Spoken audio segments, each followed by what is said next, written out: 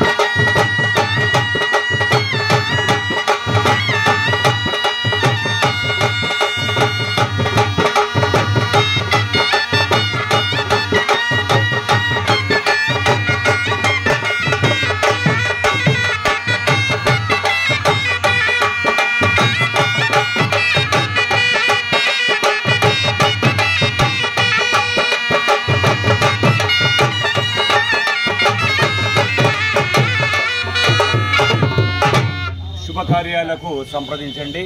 ఈ నాదస్వరం మంథని పెద్దపల్లి జిల్లాలో వైభవపేతంగా ప్రచారం చేసుకుంటూ ఎవరు ఇన్వైట్ చేసినా వారి దగ్గరకు వచ్చి వాయించడం జరుగుతుంది.